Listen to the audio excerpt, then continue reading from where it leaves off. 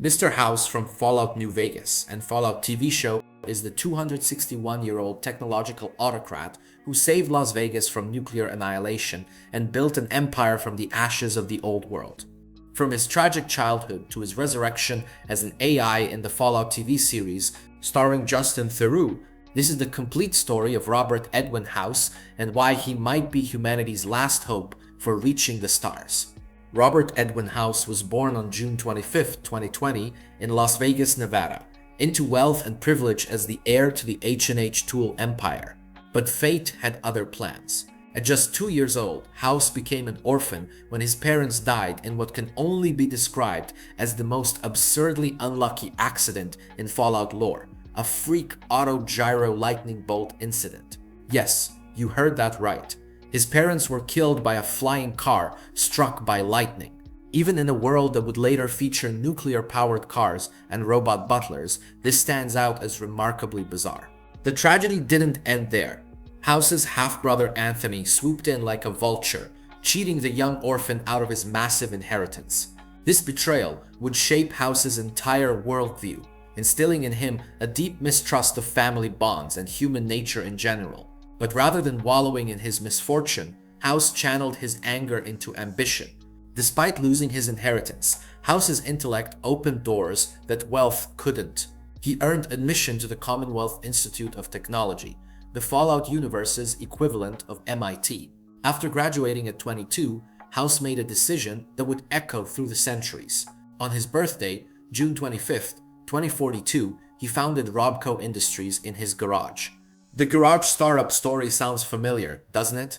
House was essentially the Steve Jobs of the Fallout universe, except his company would outlast nuclear apocalypse. Within just 5 years, by 2047, Robco had become one of the most profitable corporations in the world. The 27-year-old Commonwealth Institute graduate had built a technology empire that would define the pre-war world. Robco wasn't just another tech company, it was the source of much of Fallout's most iconic technology. The Mr. Handy robots that float around dispensing cheerful assistance? Robco made those. The Pip-Boy personal computers strapped to every Vault dweller's wrist?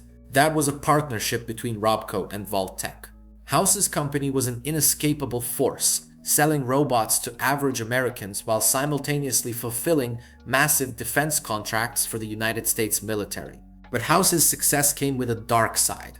Robco's robots facilitated massive job losses during the automation riots, as human workers were systematically replaced by mechanical labor.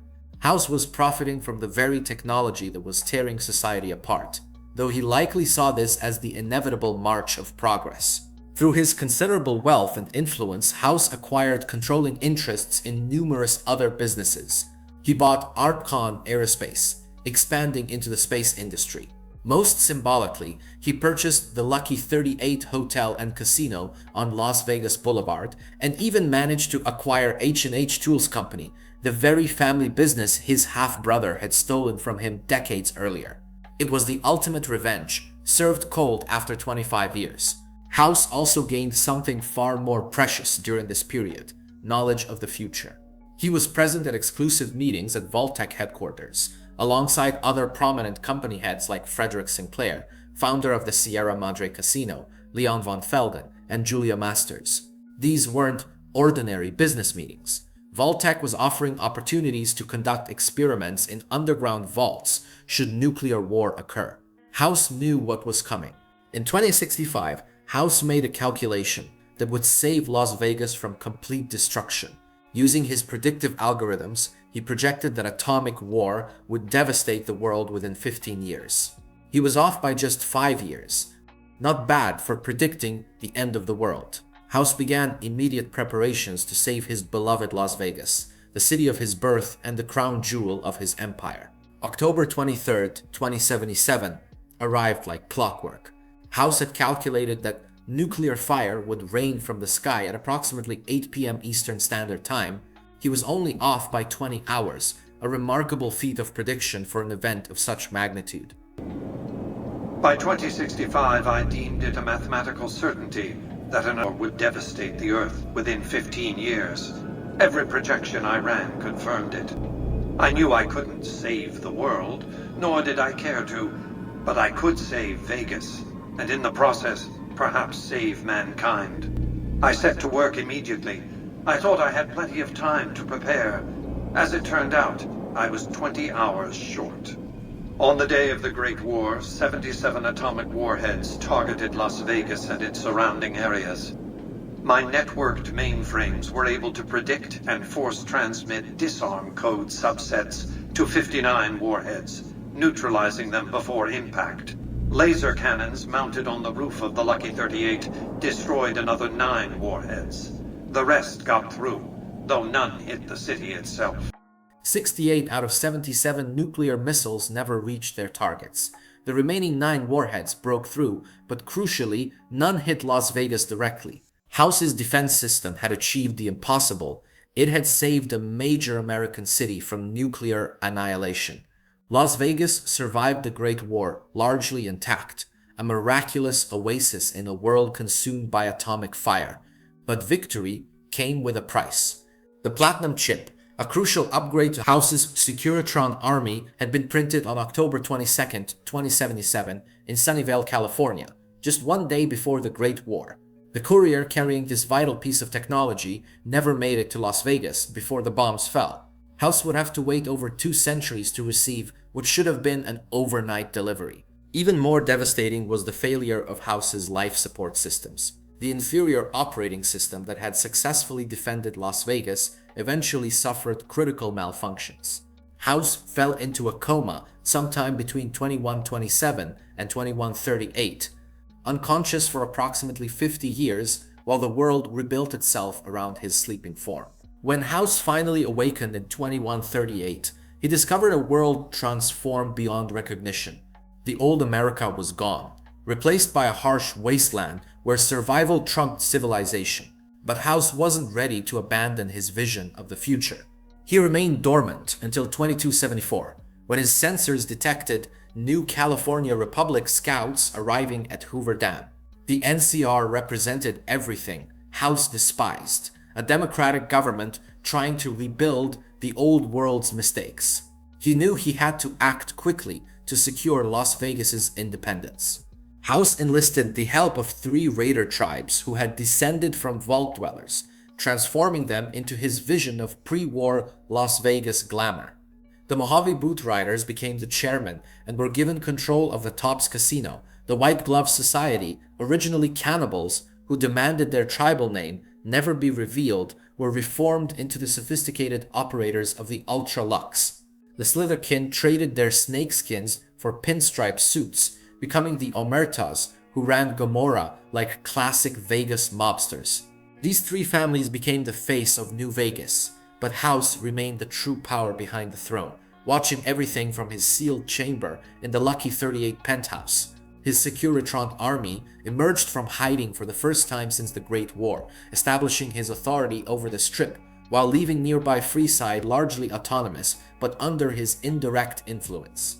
In 2281, everything changed when Benny, leader of the chairmen, arranged for a courier to be shot in the head while carrying House's long-awaited Platinum Chip.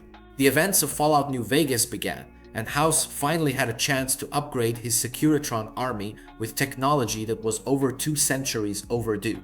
He had spent over 800,000 caps in 2280 alone searching for the chip, though, ironically, he would only pay the courier who delivered it a measly 1,000 caps, less than he'd pay for collecting 7 snow globes. House's scout Securitron Victor had been tracking the courier's progress across the Mojave Wasteland, demonstrating the reach of House's surveillance network. This same Victor would later appear in Fallout Season 2 Episode 3, showing how House's autonomous robots maintained their vigil even after his apparent death.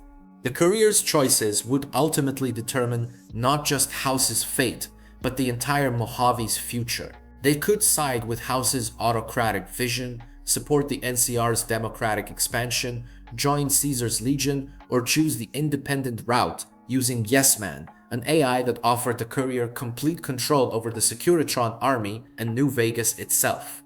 House's political philosophy was as uncompromising as his technology. He had nothing but disdain for democracy, stating bluntly, "If you want to see the fate of democracies, look out the windows.